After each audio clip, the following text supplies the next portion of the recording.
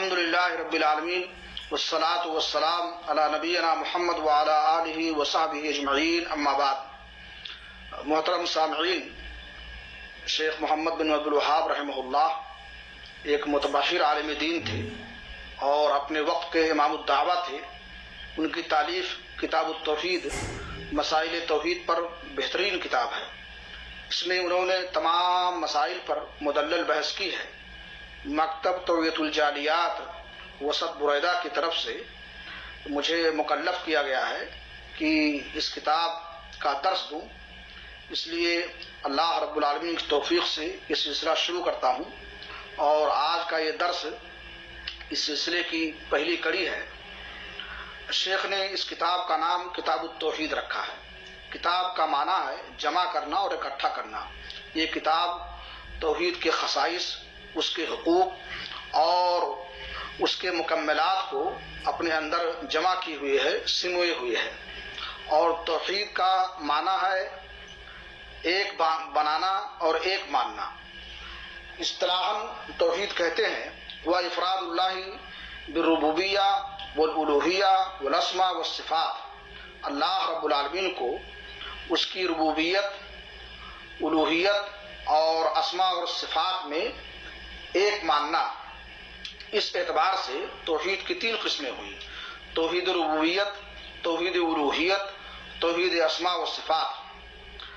توحید ربوبیت کا مطلب ہے افراد اللہ سبحانہ و تعالی بافعالہ، اللہ رب العالمین کو اس کے افعال میں ایک ماننا، یا یوں کہا جائے هو العلم والاقرار بان اللہ هو الخالق الرازق المدبر۔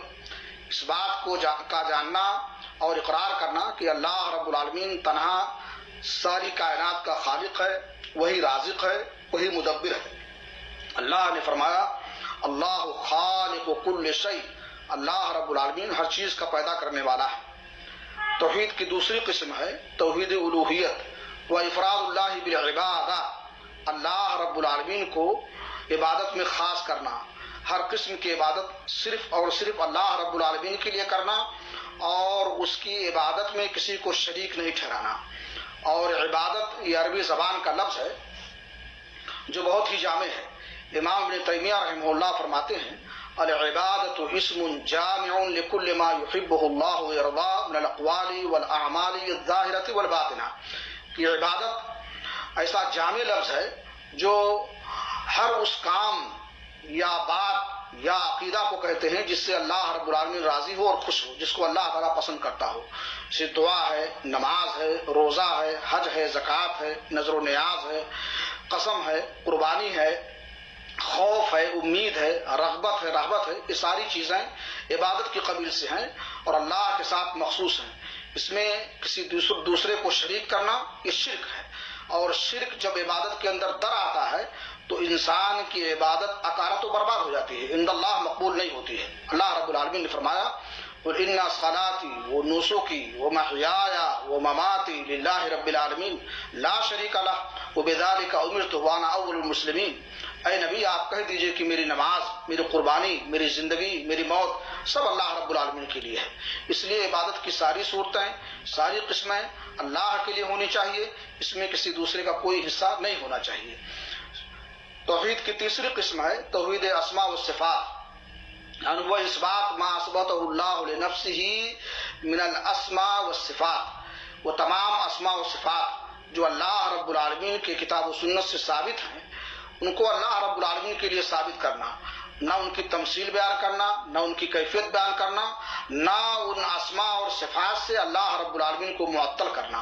اللہ رب العالمین نے فرمایا لیس کمثلہ شیء وهو السمیع البصیر، اللہ کی مثل کوئی چیز نہیں ہے۔ اللہ رب العالمین سننے والا اور دیکھنے والا ہے۔ اس آیت میں اللہ رب العالمین نے مثلیت کی نفی کی ہے اور قوت سماعت اور قوت بصارت کو اپنے لیے ثابت کیا ہے۔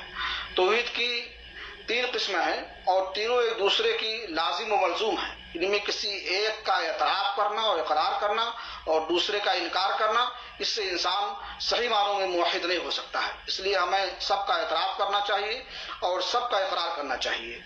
ان تینوں اقسام میں یہاں جو توحید سے مراد ہے شیخ رحمہ اللہ کی، وہ توحید الوہیت ہے، اس لیے کہ اللہ رب العالمین نے تمام انبیاء اور رسول کو اسی کے اس بات کے لیے بھیجا تھا، اور تمام انبیاء اور رسول نے توحید الوہیت سے اپنی دعوت کا آغاز کیا تھا، اور جتنی بھی کتابیں اللہ رب العالمین نے نازل فرمائی وہ سب جو ہے توحید الوہیت کے اس بات کے لیے نازل فرمائی۔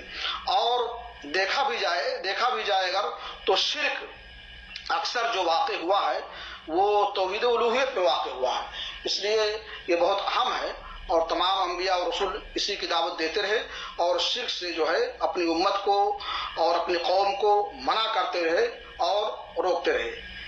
آج کے درس میں انہی باتوں پر اکتفا کرتا ہوں اور اللہ رب العالمین سے دعا کرتا ہوں کہ اللہ رب العالمین ہمیں موحد بنائے اور توحید اور اس کی حقانیت کو سمجھنے کی توفیق عطا فرمائے، اور ہماری باتوں کو اللہ تعالیٰ شرک سے پاک رکھے اور انہیں قبول فرمائے، ہمارے لیے ذریعہ نجات بنائے۔ تقبل یا رب العالمین، وصلی اللہ علی نبینا محمد وعلی آلہ وصحبہ اجمعین۔